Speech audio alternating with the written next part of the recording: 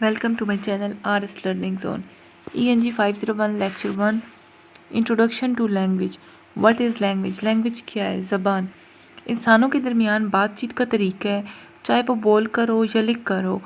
अल्फाज को एक ख़ास तरतीब के साथ इस्तेमाल करने का तरीका है जो कि सिर्फ आवाज़ों या अल्फाज का मजमूआ नहीं होती, बल्कि ये एक ऐसा निज़ाम है जिसके ज़रिए हम अपने ख़यालात और ज़रूरियात दूसरों तक पहुँचाते हैं।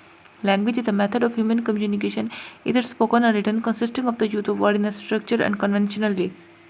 For example, चम्मच का लफ्ज़ हमने बचपन से ही सीखा और हम जानते हैं कि ये खाने के बर्तन को ज़ाहिर करता है.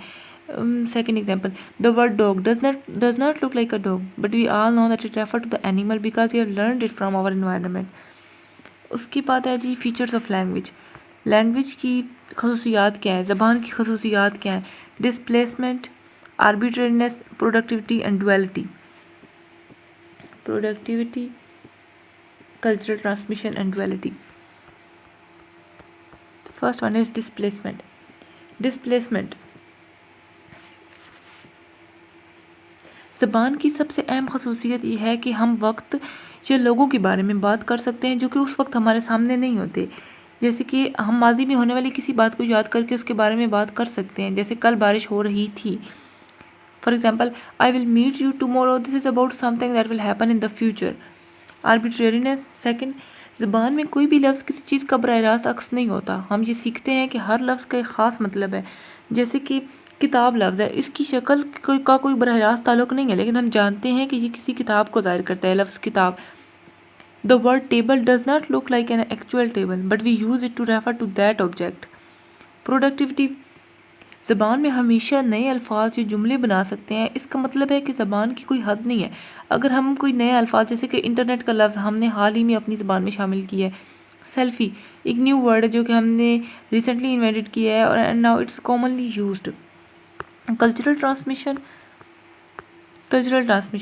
ज़बान विरासत में नहीं मिलती हमें.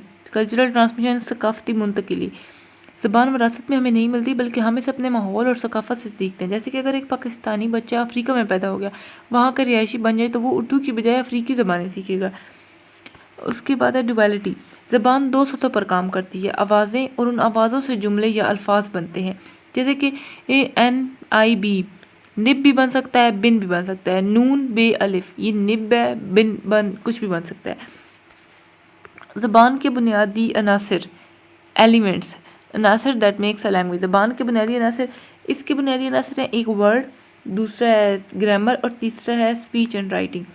वर्ड, अल्फाज की मदद से हम अपने ख्यालात और ज़रूरतों को दूसरों तक पहुंचाते हैं. इन अल्फाज का कोई ख़ास ताल्लुक़ नहीं होता किसी चीज़ से, मगर हमें इनका मतलब समझ आता है क्योंकि हमने उनको सीखा होता है. जैसे गुलाब एक ऐसा लफ्ज़ है जो हमें एक ख़ास फूल की तरफ इशारा करता है. Fruit, apple. The word apple refers to a specific fruit, but its shape does not resemble an apple. Grammar के बगैर अल्फाज का इस्तेमाल बेमकसद है. जैसे कि वो खेल रहा है वो, तो ये ग्रामर ही है जो फ़र्क कर रहा है. वो खेल रहा है सही है, लेकिन खेल रहा है वो में ग्रामर गलत है, तो ये इसमें फ़र्क कर रहा है ना, तो ग्रामर भी इम्पोर्टेंट है. Speech and writing. ज़बान को बोलने और लिखने में अल्फाज और ग्रामर का सही इस्तेमाल ज़रूरी है ताकि हमारी बात समझ में आ सके. When writing a letter, we follow grammatical rules like punctuation and sentences structure to make sure the message is clear. Birth and life of a language. ज़बानें कोई मुस्तकिल शय नहीं है, वो हमेशा बदलती रहती हैं. जैसे जैसे दुनिया बदलती है, ज़बानें भी नए ख़यालात के मुताबिक बदलती रहती हैं. For example, the word internet did not exist a few decades ago, but now it's a common part of everyday language. Next topic, growth and death of a language. ज़बानें वक्त के साथ ज़िंदा रहती हैं या ख़त्म भी हो जाती हैं. कुछ ज़बानें मर जाती हैं क्योंकि उनके बोलने वाले कम हो जाते हैं. फॉर एग्ज़ाम्पल 1777 में एक कॉर्निश ज़बान ख़त्म हो गई थी क्योंकि उसके बोलने वाले ख़त्म हो गए थे. इस पूरे चैप्टर में है कि ज़बान एक ज़िंदा और बदलती हुई हकीकत है जो वक्त के साथ साथ नए अल्फाज और ख़यालात को शामिल करती है. ये ना सिर्फ एक इंसान के ख़यालात को दूसरे तक पहुँचाने का तरीका है, बल्कि इसके ज़रिए हम अपनी सकाफ़त और तारीख़ भी अगली नस्ल तक मुंतकिल कर सकते हैं. उम्मीद है आपको लेक्चर अच्छी तरह से समझ आ गया होगा.